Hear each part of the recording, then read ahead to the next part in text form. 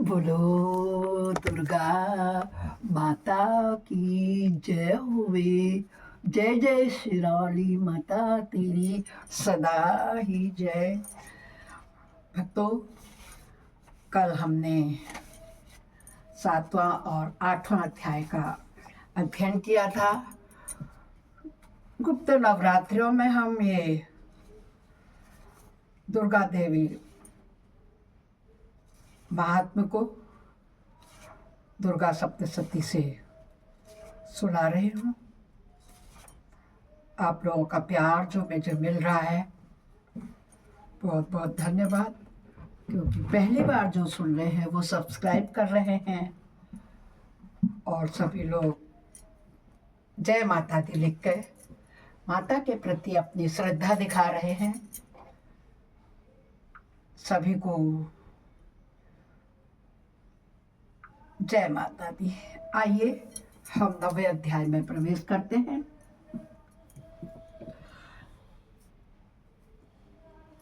मैं अर्धनारीश्वर के श्री विग्रह की निरंतर शरण लेती हूँ। इसका वर्ण बंदूक पुष्प और स्वर्ण के समान रक्तपीत मिश्रित है।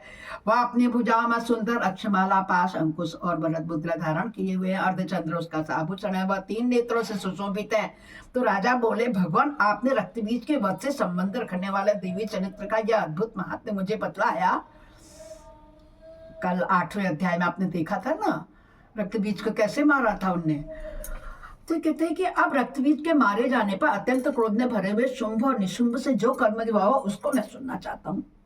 तो ऋषि कहते हैं, हे राजन, युद्ध में रक्तबीज का तथा अन्य दैत्यों के मारे जाने पर शुंभ और निशुंभ के क्रोध की सीमा न रही। अपनी विशाल सेना इस प्रकार मारी जाती देख निशुंभ अमर से भरकर देवी की ओर दौड़ा। उसके साथ असुरों की प्रधान सेना थी।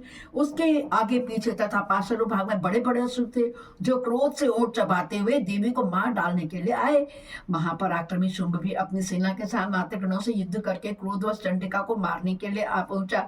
तब देवी के साथ शुंभ और निशुंभ का घोर संग्राम युद्ध छिड़ गया। दोस्तों, वो दोनों दैत्य मेघों की भांति बाणों की वर्षा कर रहे थे और बाणों को चंडिका ने अपने बाणों के समूह से तुरंत काट डाला।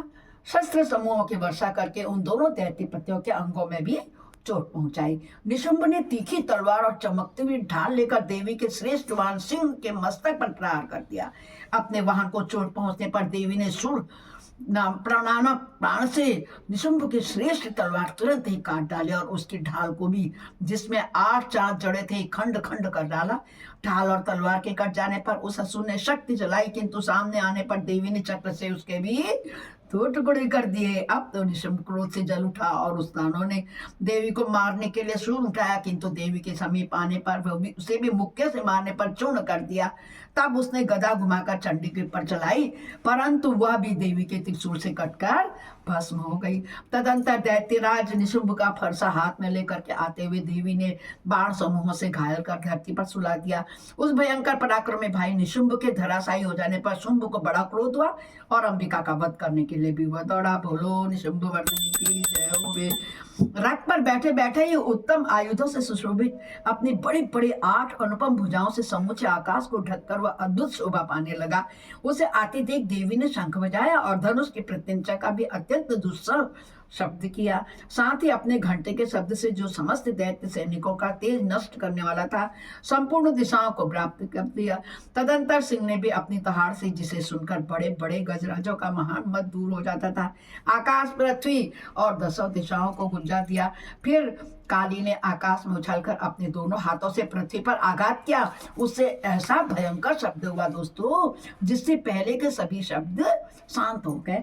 तत्पश्चात शिवदूती दैत्यों के लिए अमंगलजनक अट्टहास करने लगी। इन शब्दों को सुनकर समस्त असुर थर्रा उठे, किंतु शुंभ बड़ा क्रोधित हुआ। उस समय देवी ने जब शुंभ को लक्ष्य करके कहा, ओ दुरात्मन, खड़ा रह, खड़ा रह। तभी आकाश में खड़े हुए देवता बोल उठे, जय हो, जय हो, जय हो अंबिके मैया की जय, शुंभ मर्दनी की, शुंभ शुंभ मर्दनी की जय हो। शुंभ ने वहां आकर ज्वालाओं से युक्त अत्यंत भयानक शक्ति चलाई। अग्निमय पर्वत के समान आती हुई उस शक्ति को देवी ने बड़े भारी रूप से दूर हटा दिया। उस समय शुंभ के सिंहनाथ तीनों लोग उसे थे।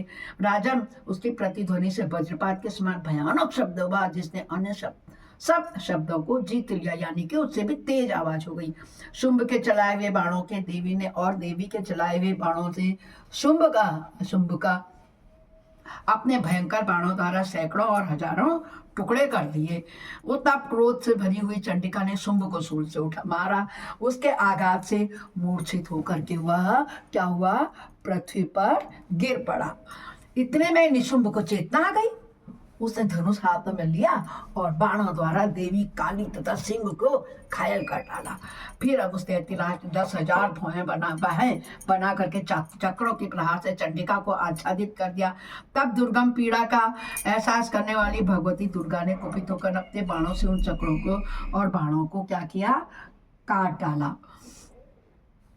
यह देख निशुंभ दैत्य सेना के साथ चंडिका का वध करने के लिए हाथ में गदा लेकर के बड़े तेजी से दौड़ा। उसके आते ही चंडी ने तीखी धार वाली तलवार से उसकी गदा को शीघ्र ही काट डाला। तब उसने शूल हाथ में ले लिया। देवताओं की पीड़ा देने वाले निशुंभ का शूल हाथ में लिए आती देख चंडिका ने वेग से चलाए हुए अपने शूल से उसकी छाती को छेद डाला। शूल से विदीर्ण हो जाने पर उसकी छाती से एक दूसरा महाबली एवं पराक्रमी पुरुष खड़ी रहे ऐसा कहता हुआ निकला। उस निकलते हुए पुरुष की बात सुनकर देवी ठठाकर हंस पड़ी और खड्ग से उन्होंने उसका मस्तक काट डाला। फिर तो वह पृथ्वी पर ही गिर पड़ा। तदंतर सिंह अपनी दाढ़ों से असुरों की गर्दन को कुचलने लगा था। वहां बड़ा भयंकर दृश्य हृदय विदारक हो रहा था। उधर काली तथा शिवदूती ने भी अन्य दैत्यों का भक्षण प्रारंभ कर दिया। कौमारी की शक्ति से विदीर्ण होकर कितने ही महादैत्य नष्ट हो गए। ब्रह्माणी के मंत्रपूत जल से निस्तेज होकर कितने ही भाग खड़े हुए। कितने ही दैत्य महेश्वर के त्रिशूल से छिन्न भिन्न हो धराशाही हो गए। बाराही के थुथुन से आघात से कितनों का पृथ्वी पर कचूमर निकल गया। वैष्णवी ने भी अपने चक्र से दानों के टुकड़े टुकड़े कर डाले। ऐन्द्री के हाथ से छूटे हुए वज्र से कितने ही प्राणियों से हाथ धो बैठे। कितने ही राक्षस अपने प्राणों से हाथ धो बैठे। कुछ असुर तो नष्ट हो गए और कुछ उस महायुद्ध से भाग गए तथा कितने ही काली शिवदूती तथा सिंह के ग्रास बन गए। बोलो जय माता दुर्गा की। इस प्रकार से ये मार्कंडेय पुराण में सान्वंतरी मनवंतर की कथा के अंतर्गत देवी महात्म्य में निशुंभ वध नामक 9वां अध्याय पूरा हुआ। दुर्गा काली की जय, दुर्गा माता की जय, शक्ति माता की जय, सरस्वती माता की जय हुए। अतः 10वां अध्याय है दोस्तों। अब हम 10वें अध्याय पर प्रवेश करते हैं। जब दुर्गा काली माता ने निशुंभ का वध कर दिया तो अब तो शुंभ का वध करना ही है, क्योंकि हम आरती में भी तो गाते हैं ना, निशुंभ शुंभ गर्दने प्रचंड मुंड खंडनी बनी रणे प्रकाशिनी बजामी विंध्यवासिनी। जय अम्बे गौरी में भी इसका प्रसंग आता है। आइए 10वें अध्याय में प्रवेश करते हैं। मैं मस्तक पर अर्धचंद्र धारण करने वाली शिव शक्ति स्वरूपा भगवती कामेश्वरी का हृदय में चिंतन करती हूँ। वे तपाए हुए स्वर्ण के समान सुंदर हैं। सूर्य, चंद्रमा और अग्नि यही 3 उनके नेत्र हैं तथा वे अपने मनोहर हाथों में धनुष, बाण, अंकुश, पाश और शूल धारण किए हुए हैं। ऋषि कहते हैं, ऋषि सुना रहे ना कहानी, किसको सुना रहे ये बताइए? राजन सूरत को और वैश्य को उनके मन की शंकाओं के प्रश्नों को उत्तर दे रहे हैं। वो कहते हैं, हे राजन, अपने प्राणों के समान प्यारे भाई निशुंभ को मारा गया देख सारी सेना को संहार होता जान शुंभ ने कुपित होकर कहा, दुष्ट दुर्गे, तू बल के अभिमान में आकर झूठ मूठ का घमंड न दिखा। तू बड़ी मानिनी बनी हुई है, किंतु दूसरी स्त्रियों का बल सहारा लेकर के तू खड़ती है।